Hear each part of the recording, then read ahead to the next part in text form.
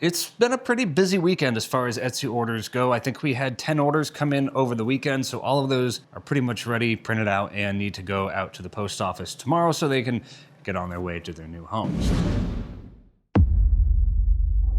If you remember from a few months ago, I posted a video basically getting rid of everything off of my Etsy store. At this time last year, we had 45 or 55 different listings on there, and I was stocking most of those. We had a lot of keychains, a lot of flexible dog keychains that we kind of got rid of off of the store just because of the time that they took to print out. I think for about 10 of them, it took 12 to 14 hours, depending on the complexity of the shape and how many color changes it had to go through. At the end of the day, nobody was buying them for the prices that I had them listed at. So we got rid of those, and then I got rid of most of the cookie cutters. The ones that I kept, though, were paw print cookie cutters, and I kept a French or English bulldog cookie cutter. And I've got a few more that I might pop back on there for the holiday season. I'm not quite sure yet. They're kind of just a filler item for me anyways. I don't sell them for very much, maybe $6 or $7, so my profit ends up being like $4 or $5 off of Etsy sales anyway. What I like using them for, though, is eating up those fees that Etsy takes out. So if I sell a dumbbell for $16, I can then hopefully sell one of the cookie cutters that eats up the fees from the dumbbell, and I ended up making my full $16 or $17 from that sale. The cookie cutters don't take very long to print out. I print them out of PETG, and I do recommend that they only be used for like a special occasion, a one-time use thing, just because it can be hard to clean anything that gets inside of the layer lines. I do like printing them on a smooth bed instead of the regular textured PEI sheet, just to give that top layer a little bit more closure, I guess, and not have as many little grooves from the PEI on there. But all that to say, I still have a couple of the cookie cutters on there, and I want to get some more items listed. That way we have, I guess, more items for people to browse from. When you have a bunch of different items from a bunch of different categories, at least from my experience last year, it seems to work out better for driving in more traffic to the store because you have so many different categories of items for sale. So if you've got somebody interested in cookie cutters, you're gonna drive some of those people in. You got people interested in desk organizers, you can drive some of those people in, and so on and so forth. So most of what we have to ship out today is, no surprise, it's dumbbell business card holders.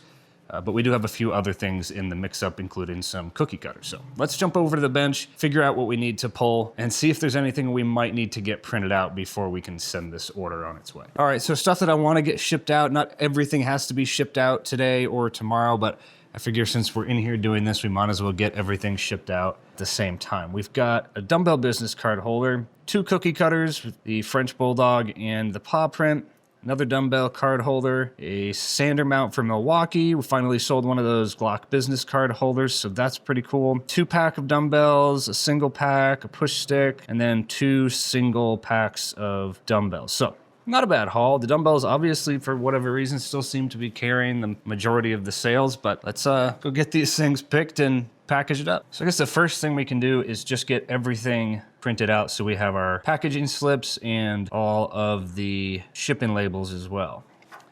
I do have a couple dumbbells I need to get assembled for this particular order. Go ahead and do that now.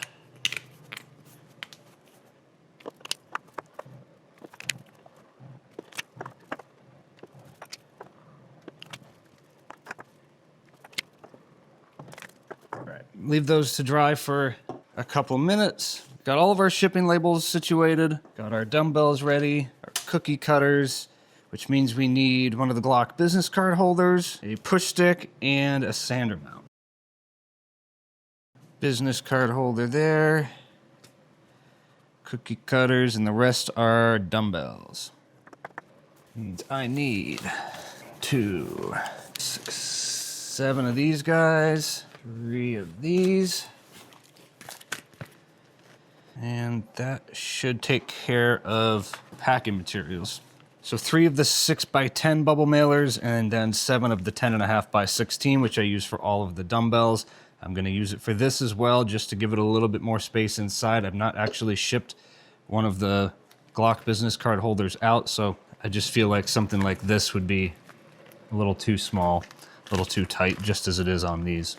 Cookie cutters also get these little cellophane bags.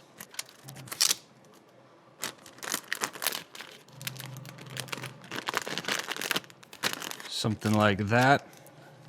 They can go right inside of the bubble mailer with a packing slip, and that'll be that.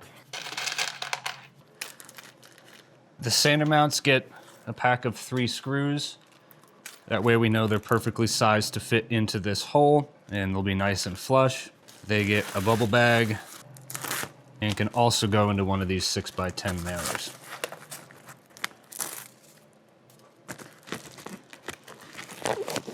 The push stick, because of the way that it fits inside of here, it doesn't get any extra protection. It's pretty durable, so I've never actually had one come back damaged. Packing slip goes in, and our shipping label. The dumbbells are pretty straightforward. If you've never seen this process before, they just slot into these little bubble bags.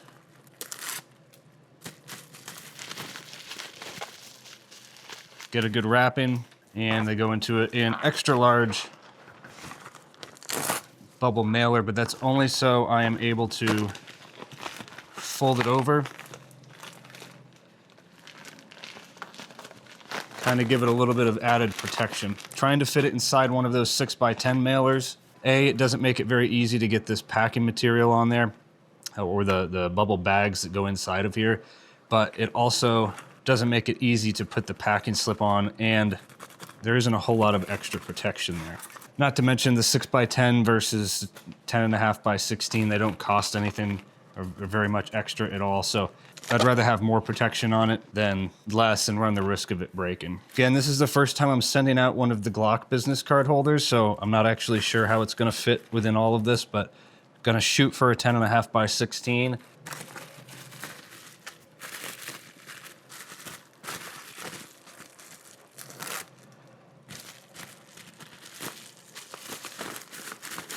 That should work just fine.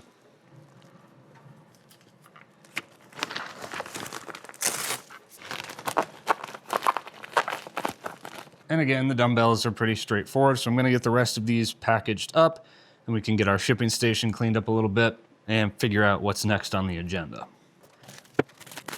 Then for all of the items that I shipped out today, I'm gonna go into Etsy, go to request a pickup, select our labels, and request a pickup. That way the post office gets a little slip that they know there's a pickup for here in the morning. I'll throw them into a couple boxes, leave those on the porch. That way the post office obviously has an easier way of picking them up and carrying them to the truck. They're gonna end up taking these boxes with them 9 times out of 10 they do anyways. So I try to find boxes that aren't really gonna be of any use for me for shipping stuff out to Amazon.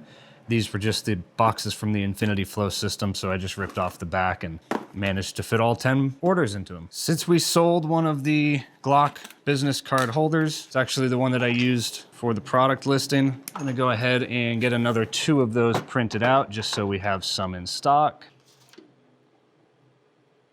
A1 Mini 3, we've got black loaded up, and we can get this file sent off to the machine. That should just about wrap things up for this video. I don't really have a whole lot going on right now aside from getting these Etsy orders shipped out. I do want to start adding some more items to the Etsy shop though. We are coming up towards the middle of November at this point, so the sooner we can get those items listed, the sooner we can possibly get some sales for the holiday season. I know with Christmas coming up, the safe cutoff point for getting orders in, at least with the United States Postal Service, is around the 10th to the 15th of December if you want them to arrive by December 24th. I usually recommend, if you get orders between the 10th and the 15th, to get them shipped out that day or as soon as possible.